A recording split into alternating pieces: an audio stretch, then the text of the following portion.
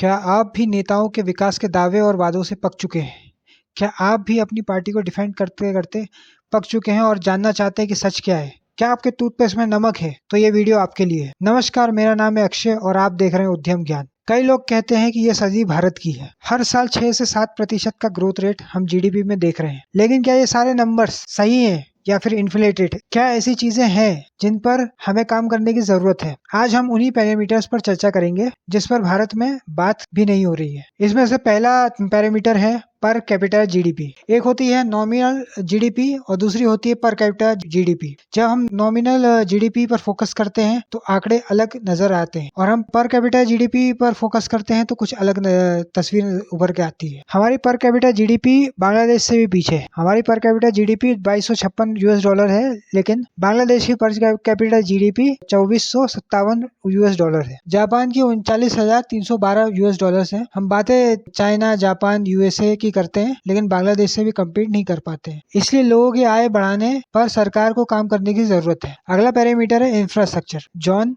F Kennedy, जो US के president थे, उन्होंने कहा था, it is not our wealth that build our roads but it is our roads that built our wealth. Road जो है वही वेल्थ को बढ़ाती है, इसलिए इंफ्रास्ट्रक्चर पे काम करना बहुत जरूरी है। हमारे देश में कभी कोई ब्रिज गिर जाता है, कभी कोई ट्रेन पटरी से गिर जाती है। अगर रोड खराब है और लोगों का एक्सीडेंट हो जाए तो लोग 2 लाख रुपए दे देते हैं और बात खत्म हो जाती है। लेकिन सरकार की भी कोई ना कोई अकाउंटेबिलिटी होना जरूरी है। अगला पैरामीटर है रेड टेपिज्म और करप्शन। ब्यूरोक्रेसी के कारण कई सारे काम अटक जाते हैं। लोग हफ्तों और महीनों तक वेट करते हैं कोई एक काम के होने में। इसके कारण कई सारे बिजनेसमैन भी आने से कतराते हैं और इन्वेस्ट भी नहीं करते हैं। अकाउंटेबिलिटी डिसाइड होनी चाहिए एक अधिकारी या कर्मचारी की। कोई भी करप्शन का केस होता है तो बस रेड पड़ती है, जांच होती है और केस को बंद कर दिया जाता है। यही सबसे बड़ी प्रॉब्लम है। जनता में अब पेशेंस नहीं है तो वो प्राइवेट सेक्टर की तरफ जाते हैं। जब पब्लिक सेक्टर कंपनी बंद होती है या मर्ज होती है तो यूनियन प्रोटेस्ट करती है। जब काम नहीं किया तो पब्लिक सेक्टर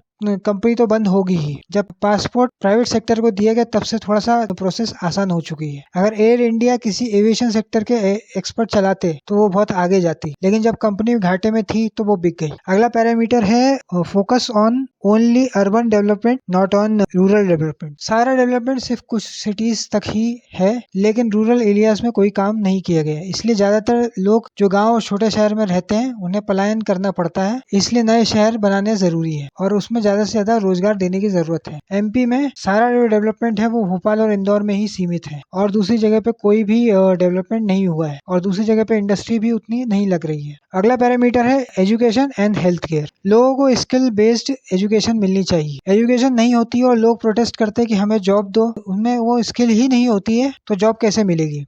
ऐसे ही हेल्थ केयर का भी है। कई जगह पर हेल्थ केयर पर काम करने की जरूरत है। आज भी ऐसी जगह जहां हॉस्पिटल नहीं है और लोगों को शिफ्ट करने में ही वो लोग मर जाते हैं। इसलिए इन 2 एरियाज पर इन्वेस्ट करना बहुत जरूरी है। अगला पैरामीटर है मैन्युफैक्चरिंग। आज आपके हाथ में जो फोन है वो या तो अमेरिकन कंपनी का है या फिर कोरियन कंपनी का या फिर चाइनीज कंपनी का। कपड़े भी हमारे बांग्लादेश से इंपोर्ट होते हैं। खाद बनाने के लिए यूरिया भी हम लोग इंपोर्ट करते हैं। मंगल तक पहुंचने वाले देश अपने कपड़े और फोन भी नहीं बना सकते। सरकार को इस पर बहुत फोकस करना जरूरी है और इन्वेस्ट करना जरूरी है। अगला पैरामीटर्स है कॉम्प्लेक्स रूल्स। दिल्ली में एक गन का लाइसेंस लेने में 19 डॉक्यूमेंट लगते हैं और होटल खोलने में 49 डॉक्यूमेंट्स लगते हैं। थोड़े रूल्स और रेगुलेशंस को आसान करना चाहिए। रूल्स ऐसे होने चाहिए ताकि जनता को सहूलियत हो, ना कि परेशानी हो। लेकिन जब एक बिजनेसमैन को कई सारे डॉक्यूमेंट देने पड़ते हैं और चक्कर काटने पड़ते हैं तो वो इन्वेस्ट करेगा ही नहीं। अगला पैरामीटर है एंटरप्रेन्योरशिप। खासकर नॉर्थ इंडिया में लोग सरकारी नौकरी के पीछे भागते हैं। 0.1% सक्सेस रेट है जिसमें उसमें कैसे सरकारी नौकरी लगेगी। नौकरी का स्कोप हमेशा से लिमिटेड ही होता है। लोगों को ये समझने की जरूरत है कि सबको सरकारी नौकरी नहीं लग सकती। कुछ लोगों को बिजनेस करना ही होगा। आपने भी वीडियो देखे होंगे कि मोमोज का ठेला लगाने वाला इतना पैसा कमाता है, चाट का ठेला लगाने वाला उतने पैसे कमाता है। बिजनेस चाहे छोटा हो या बड़ा, समय के साथ बढ़ता है अगर आप में टैलेंट है और स्किल्स। तो उम्मीद है इस वीडियो ने आपकी लाइफ में कोई वैल्यू ऐड करी होगी। अगर ये वीडियो आपको अच्छा लगा तो वीडियो को लाइक करें, शेयर करें और चैनल को सब्सक्राइब करें। लेटेस्ट नोटिफिकेशन के लिए बेल आइकन को दबाना ना भूलें। धन्यवाद।